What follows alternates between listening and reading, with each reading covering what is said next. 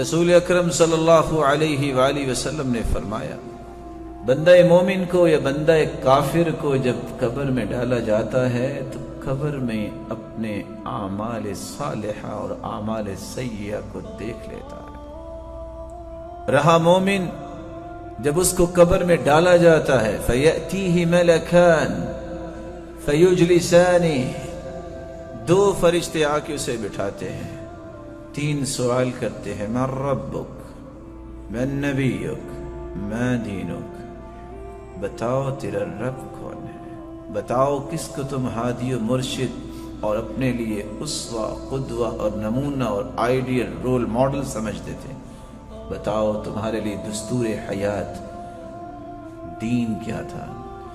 مومن جواب دیتا ہے اور تینوں جواب صحیح دیتا ہے۔ فرشتے سوال کرتے ہیں تم نے جواب کیسے دے دیے؟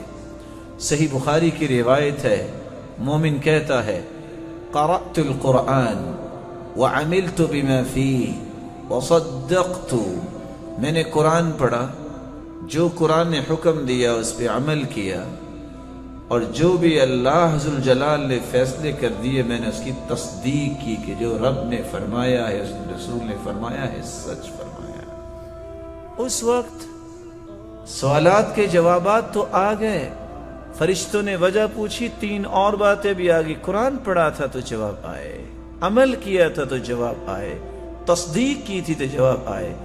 آسمان سے آواز آتی ہے ان صدق عبدی، میرے بندے نے سچ بولا ہے۔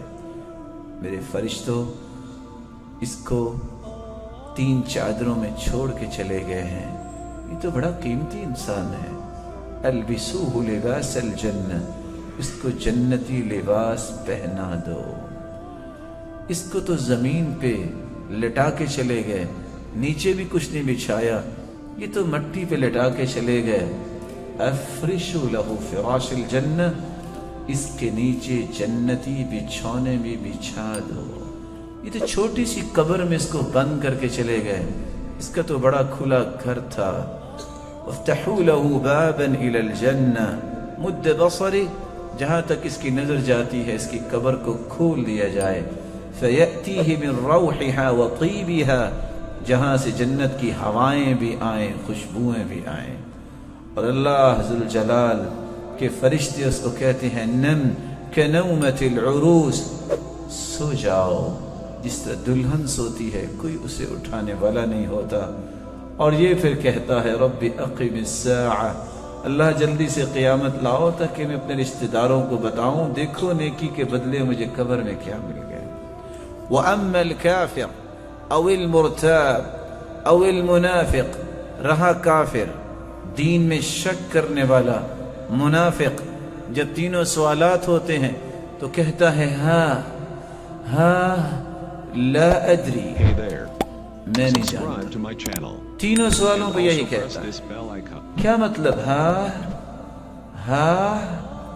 كأنه يتذكر شيئا ولم يدكر، سوچتا ہے کہ رب، نبی، دین، یہ باتیں تو میں نے دنیا میں سنی تھی لیکن یاد نہیں آئے گا، اور حقیقت اس وقت کھلے گی اس کو آج کھولنے سے انسان غصہ کرتا ہے، اس وقت مانے گا، آج نہیں مانتا، کہے گا اقول کما یقول الناس، میں تو وہی کہتا تھا جو لوگ کہتے تھے، لائی لگ تھا میں نے خود قرآن نہیں پڑھا۔